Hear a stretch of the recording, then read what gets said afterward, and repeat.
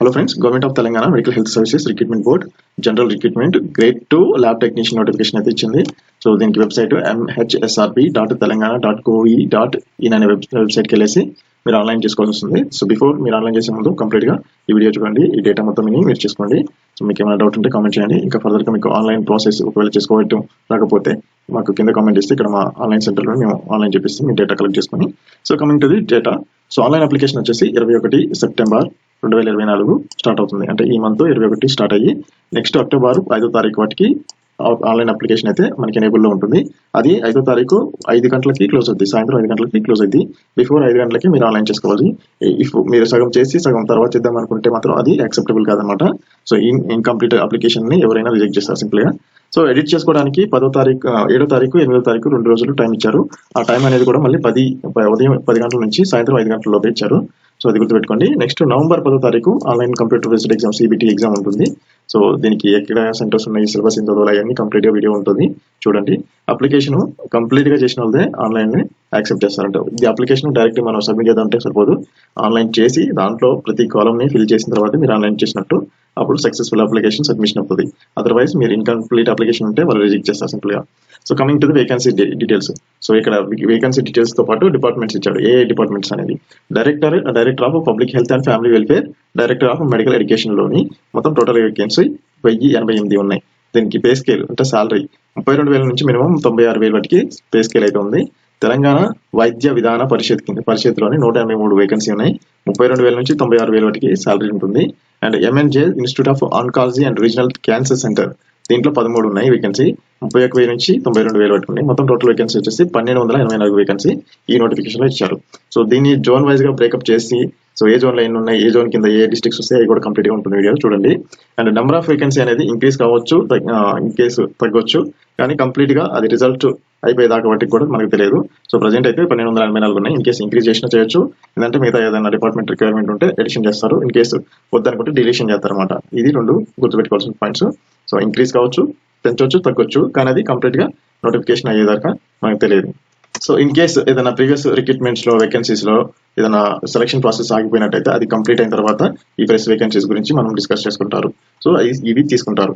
And applications అనేవి ఎలా select చేస్తారంటే, అప్లికేషన్ అంటే ఎగ్జామ్ కాబట్టి, సో ఎగ్జామ్ లో మొత్తం 100 పాయింట్స్ కి ఎగ్జామ్ ఉంటాయి. 80 పాయింట్స్ అనేవి మనకి రిటర్న్ టెస్ట్ లోని 80 పాయింట్స్ వస్తాయి. మిగతా 20 పాయింట్స్ అనేది మీరు ఇదివరకు ఏదైనా అవుట్ సోర్సింగ్ లో ఏదైనా వర్క్ చేస్తే దాన్ని బట్టి వస్తాయి అనమాట. మీరు ఇంకా హాస్పిటల్ ప్రోగ్రామ్స్ కానీ ఇన్స్టిట్యూట్స్ కానీ ఎక్కడైనా వర్క్ చేసినట్టయితే మిగతా 20 పాయింట్స్ అనేవి ఉంటాయి. సో ఆ 20 పాయింట్స్ లోని బ్రేకప్ అనేది 2.5 points per 6 months for service render tribal ఏరియాలోనే చేస్తే 2.5 పాయింట్స్ వస్తాయి. అండ్ అదర్ దాన్ ట్రైబల్ ఏరియాలో 2 points. And points given only completed 6 months, minimum 6 months చేసిన వాళ్ళకి ఈ పాయింట్స్ ఇస్తారంటే మీకు 80 మార్క్స్ ని గుర్తుపెట్టుకోవాలి. మిగతా 20 మార్క్స్ మాత్రం ఇన్ కేస్ మీకు ఎక్స్పీరియన్స్ ఉంటే మాత్రమే అది ఎలిజిబుల్ అవుతారు. సో ఈ పాయింట్స్ అనేవి కాంట్రాక్ట్ బేస్ లో ఎలా ఇస్తారు అనేది చూస్తే, కాంట్రాక్ట్ అండ్ అవుట్ సోర్సింగ్ లో ఎవరైతే గవర్నమెంట్ ఎయిడెడ్ హాస్పిటల్స్ లో చేశారో వాళ్ళకి మాత్రమే. సో రిమైనింగ్ ప్రైవేట్ హాస్పిటల్ అయితే మెన్షన్ చేయలేదు ఆన్లైన్ అప్లికేషన్ లో. ఒకవేళ ఆప్షన్ ఇస్తే other than the contract and outsource application, then we can apply. So ఇక్కడ ఏంటంటే ఇంకా ఎక్స్పీరియన్స్ సర్టిఫికేట్ అనేది వీళ్ళు మెన్షన్ చేసిన ప్రకారమే తీసుకురావాలి. ఏదైతే మెన్షన్ చేశారో ఈ ఎన్ఎక్సెస్ లో వాటిని చూసుకొని మాత్రమే తీసుకురావాలి. In case other than the వాళ్ళు ఇచ్చిన ఫార్మాట్ కాకుండా వేరే ఏదైనా తీసుకెళ్తే మాత్రం అది కన్సిడరేషన్ చేసుకోవాలంట. అది ఇక్కడ క్లియర్ గా మెన్షన్ చేశారు. అండ్ స్కోర్స్, ఒకవేళ ఈ ఎగ్జామ్ లోని ఇద్దరు సేమ్ స్కోర్స్ వచ్చేసి మరి సేమ్ ఏజ్ ఉన్నప్పుడు, సేమ్ మార్క్స్ వస్తే, సేమ్ డేట్ ఆఫ్ బర్త్ ఉంటే అప్పుడు మెరిట్ లిస్ట్ అనేది కంపల్సరీగా ఇది మెరిట్ బేస్డ్ అనేది ఉంటుంది. సో మెరిట్ లిస్ట్ అనేది మనకి ఈ వెబ్సైట్ లో ఇస్తాడు. బిఫోర్ అప్లై చేసే ముందు ఆన్లైన్ కి కావాల్సిన సర్టిఫికేట్లు ఏంటంటే Aadhaar card, 10th memo, date of birth కోసం, అండ్ కన్సాలిడేటెడ్ మార్క్స్ మెమో అంటే ఏదైతే మీరు డిగ్రీ MLD ఏం చేస్తారో ఆ degree, and concern qualify certificate, ఇంకా ప్రొఫెషనల్ సర్టిఫికేట్ అనమాట ఈ సంబంధించింది, ఈ ఎగ్జామ్ కి సంబంధించింది. అండ్ పారామెడికల్ బోర్డులో మీరు రిజిస్ట్రేషన్ చేసిన certificate, experience certificate if applicable. Only applicable అన్నాడు, అంటే కంపల్సరీని కాదు. సో అప్లికేబుల్ అంటే మీకు ఉంటే పెట్టండి, లేకపోతే లేదు. సో ఇన్ కేస్ అది కాంట్రాక్ట్ అండ్ అవుట్ సోర్సింగ్ లో చేసిన వాళ్ళకి. స్టడీ సర్టిఫికేట్ అనేది లోకల్ స్టేటస్ కోసం, లోకల్ క్యాండిడేట్ స్టేటస్ క్లెయిమ్ చేసుకోవాలంటే 1 నుంచి 7th వాటికి కంపల్సరీ స్టడీ సర్టిఫికేట్స్ కావాలి.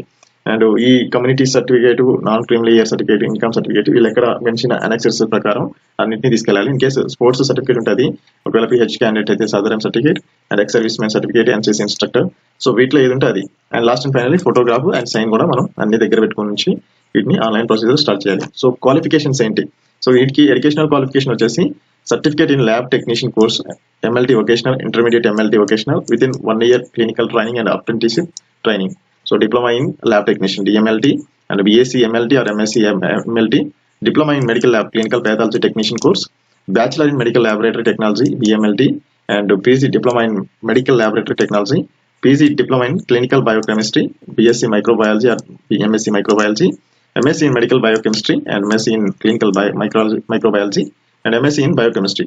సో ఇవన్నీ కాకుండా ఇవన్నీ సరే మనకి కావాల్సిన minimum qualification. And other then this కంపల్సరీగా తెలంగాణ పారామెడికల్ బోర్డులో మీ సర్టిఫికేట్ ని రిజిస్ట్రేషన్ చేసుకొని ఉండాలి. సో వాళ్ళు మాత్రమే దీన్ని అప్లోడ్ చేసినప్పుడు యాక్సెప్ట్ చేస్తారు.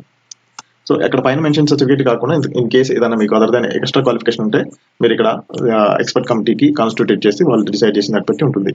సో ఏజ్ క్రైటీరియా వచ్చేసి మినిమం 18 ఇయర్స్ ఉండాలి అండ్ మాక్సిమం 46 ఇయర్స్ అనమాట. 18 నుంచి 46 సంవత్సరాల వరకు ఉంది. సో దీనికి 24/1/7 సో ఇది డెడ్ లైన్ అనమాట. అక్కడ నుంచి వాళ్ళు కౌంట్ చేసుకుంటారు. ఇది బిఫోర్ ఈ డేట్ కి బిఫోర్ 46 ఇయర్స్ ఉండాలి, అంతకంటే ఎక్కువ ఉండకూడదు. సో అప్పర్ ఏజ్ లిమిట్ అనేది ఇది ఇక్కడ మెన్షన్ చేసింది. అండ్ ఏజ్ రిలాక్సేషన్ మనకి యాజ్ యూజువల్ గా సో టీఎస్ఆర్టీసీ ఎంప్లాయీస్ కానీ మున్సిపాలిటీ వాళ్ళకి కానీ నాట్ ఎలిజిబుల్ అని చెప్పాడు. ఫస్ట్ చెప్పాడు తెలంగాణ స్టేట్ గవర్నమెంట్ ఎంప్లాయీస్ అనే వాళ్ళు ఎలిజిబుల్ కాదంట. బట్ ఏజ్ రిలాక్సేషన్ అనేది on the basis of regular service అన్నమాట, లెంత్ ఆఫ్ రెగ్యులర్ సర్వీస్ ప్రకారం. అండ్ ఎక్స్ సర్వీస్ మ్యాన్ కి 3 ఇయర్స్ అండ్ ఎన్సీసీకి 3 ఇయర్స్, SC/ST BC EWS కి 5 ఇయర్స్, ఫిజికల్ హ్యాండిక్యాప్ పర్సన్ కి 10 ఇయర్స్. ఇది age criteria. So online exam వచ్చేసి మనకి ఆన్లైన్ ఎగ్జామినేషన్ ఫీజు 500 ఉంది. సో 500 రూపీస్ పే చేయాలి. So no exam fee exemption under this category అని. అండ్ ప్రాసెసింగ్ ఫీజు అనేది 200 ఉంది మినిమం. సో మొత్తము 500 లో ఇస్తాడా 200 ప్లస్ 500 వస్తుంది అనేది ఆన్లైన్ చేసినప్పుడు వస్తుంది. సో బట్ ఏంటంటే ఈ 200 ఓన్లీ అనేది so SC/ST EWS service man కి వెళ్తుంది. Unemployed applicants in the age group of 18 to 46 years of Telangana state. So వేరే స్టేట్ వాళ్ళకి మాత్రం ఫీజు ఎగ్జెప్షన్ అనేది లేదు.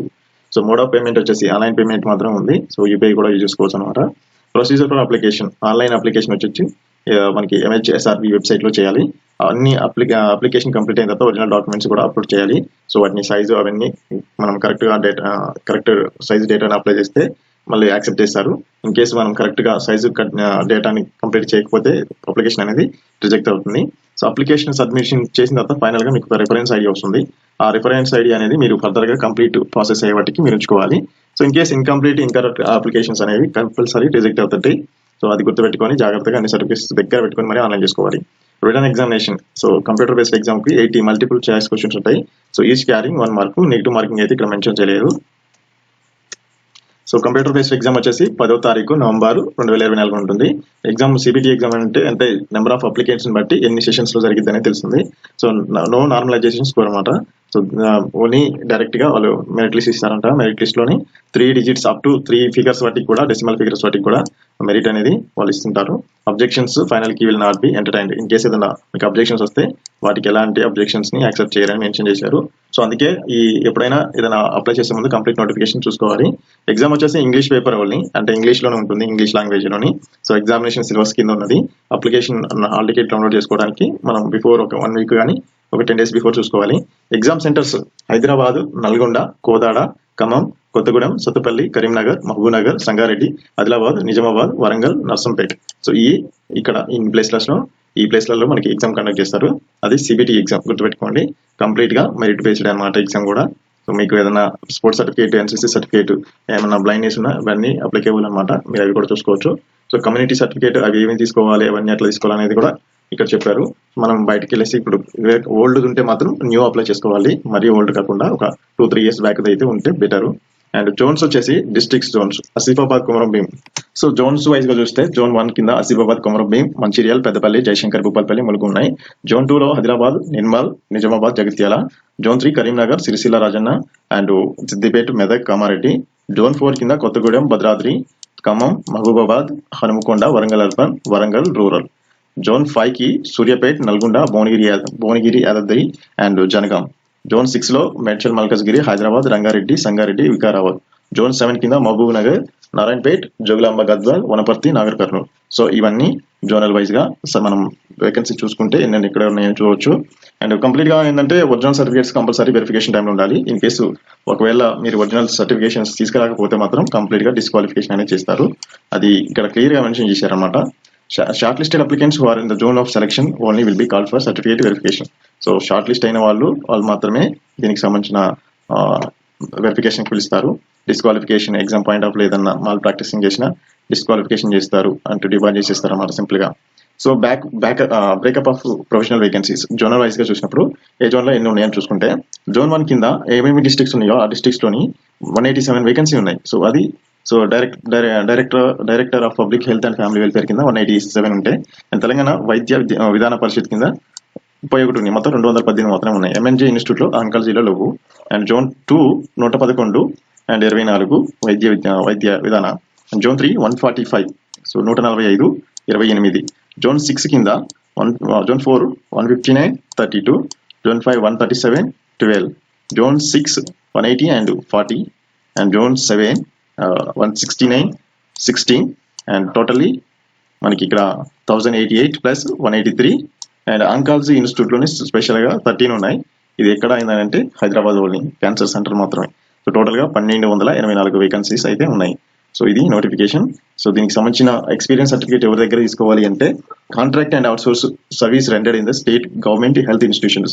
సో తెలంగాణ గవర్నమెంట్ కి రిలేటెడ్ గా ఇన్స్టిట్యూషన్స్ ఏవైతే ఉన్నాయో, ఏ హాస్పిటల్స్ ఉన్నాయో వాటిలలో మీరు వర్క్ చేసినట్టయితే పర్టికులర్ గా అథారిటీ నుంచి, ఇక్కడ ఇచ్చిన అథారిటీ నుంచి మీరు ఎక్స్పీరియన్స్ సర్టిఫికేట్స్ తీసుకొని రావాలి. సో మొత్తానికి ఇక్కడ 18 టైప్ హాస్పిటల్స్ ఇచ్చాడు. సో వాటిలలో మాత్రమే ఎక్స్పీరియన్స్ సర్టిఫికేట్ తీసుకొని రావాలి. సో అది ఎక్కడంటే సబ్ సెంటర్స్. సో తెలంగాణకి సంబంధించి సబ్ సెంటర్స్ ఎక్కడని చేస్తే commissioner of health and family welfare competent authority issue the experience certificate ఎవరు ఇస్తారు? District medical and health officer DMHO అని ఇస్తారు. అండ్ ప్రైమరీ హెల్త్ సెంటర్స్ లో డైరెక్టర్ ఆఫ్ పబ్లిక్ హెల్త్ కింద వస్తే డిస్ట్రిక్ట్ DMNHO సేమ్. అండ్ బస్తీ దవాఖానా DMHO. And community health centre superintendent of district head quarter hospital area hospital కి. And commissioner TVP superintendent of district head quarter hospital.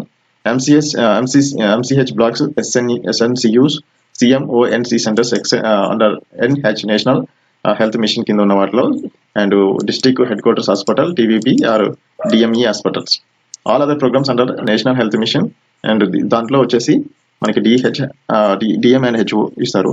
Teaching and speciality హాస్పిటల్లో superintendent of hospital concern Nizam institute of medical లోని director NIMS. And MJ లోని director. And labs under IPM director of IPM. Indian state AIDS control centres కి PD TSACS. TSRTC హాస్పిటల్లో MD TSRTC. సింగరేణికి Singareni CMD. And hospitals under ESI director. Aarogyasri health care trust లో CEO of Aarogya health care trust. AYUSH కి AYUSH director. And other government departments కి concern head quarter of the department. So మొత్తం 18 types of experiences certificates కింద obtain from the respected authority. So contract out source మాత్రమే మీరు private హాస్పిటల్లో చేస్తే కాదు, government aided government health institutions మాత్రమే అది కంపల్సరీ గుర్తుపెట్టుకోండి. So contract and out sourcing case కింద ఎంప్లాయీస్ కి ఎక్స్పీరియన్స్ సర్టిఫికేట్ ఇక్కడ ప్రొఫార్మా ఇచ్చారు. ఆ ప్రొఫార్మా చూసుకోండి. ఇన్ కేసు మీకు కనుక కావాలంటే కింద కామెంట్ చేయండి, నేను సపరేట్ గా దీన్ని ప్రింట్ చేసి పంపిస్తాను. అండ్ PDF పంపిస్తే మీకు ఈజీగా డౌన్లోడ్ చేసుకొని ప్రింట్ తీసుకోవచ్చు. ఇవి అంతేకాకుండా నాన్ క్రిమీ లేయర్ సర్టిఫికేట్ ఇది. సో ఈ ఫామ్ ఎలా ఉందో అలా ఆ మోడల్లో తీసుకొచ్చుకోవాలి. And caste certificate, income certificate ఇట్లా ఉండాలి. అండ్ నెక్స్ట్ వచ్చేసి sports, in case sports certificate ఉంటే స్పోర్ట్స్ సర్టిఫికేట్ వాళ్ళది. అండ్ సెకండ్ అండ్ ఫైనల్లీ మనకి కమ్యూనిటీ సర్టిఫికేట్ ఒకటి ఉండాలి. సో సర్టిఫికేట్ ఆఫ్ రెసిడెన్సీ కూడా ఇన్ కేసు తీసుకుంటే మంచిది, మీరు తర్వాత ఇబ్బంది పడకుండా. అండ్ సిలబస్ వచ్చేసి సపరేట్ వీడియో చేస్తాను, అది మీరు చూడండి. Thank you. So in case ఏదైనా డౌట్ ఉంటే కింద కామెంట్ చేయండి. And follow, share, subscribe my channel. Thank you so much.